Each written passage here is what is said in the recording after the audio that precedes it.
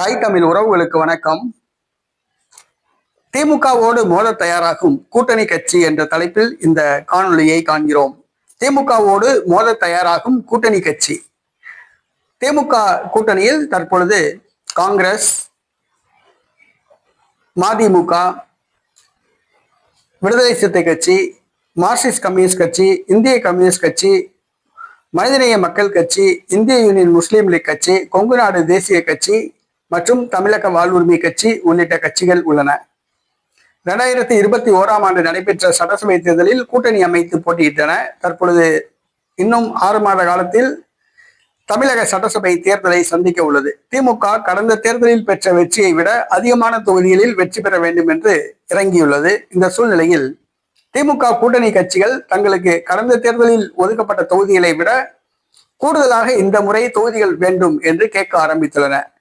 அதில் குறிப்பாக தமிழக வாழ்வுரிமை கட்சி, அதன் தலைவர் வேல்முருகன் சற்று முன் மிரட்டல் விடுத்துள்ளார் திமுகவுக்கு. என்னவென்று சொன்னால், தங்களுடைய கட்சியை அநாகரிகமாக நடத்தினால் அல்லது தங்களுடைய கட்சி கேட்ட தொகுதிகளை ஒதுக்காவிட்டால் திமுக கூட்டணியிலிருந்து தாங்கள் வெளியேறுவோம் என்று அறிவித்துள்ளார்.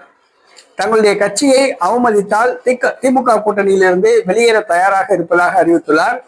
தாங்கள் கேட்ட தொகுதிகளை தராவிட்டாலும் கூட்டணியிலிருந்து வெளியேறுவோம் என்று கூறியுள்ளார். ஏற்கனவே தமிழக வாழ்வுரிமை கட்சிக்கு ஒரு தொகுதி தான் ஒதுக்குனாங்க. அதுவும் பண்ருட்டி தொகுதியில அதிமுக வேட்பாளர் பண்ருட்டி ராமச்சந்திரனுக்கு ஒதுக்கப்பட்டனால அதிமுக காரங்க வேலை பார்க்கல.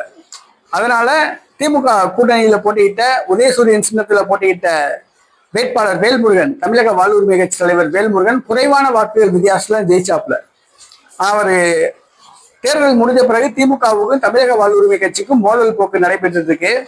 இந்த தடவை ஒரு தொகுதியே தர்றது பெரிய விஷயம். ஆனா அவர் என்ன சொல்றாப்ல, நாங்கள் கேட்கின்ற தொகுதிகளை என்று பன்மையில் கூறுகிறார். அப்ப என்ன அர்த்தம், ஒன்றுக்கும் மேற்பட்ட தொகுதிகளை அவர் கேட்கிறார் போல. நாங்க கேட்கிற தொகுதிகளை தராட்டினா கூட்டணியிலிருந்து வெளியேறுவோம் அப்படிங்கிறார். ஏறத்தாழ தமிழக வாழ்வுரிமை கட்சி தலைவர் வேல்முருகன் கூட்டணியிலிருந்து வெளியேற முடிவு செய்து விட்டார். தற்பொழுது திமுகவுடன் மோத ஆரம்பித்துள்ளார்.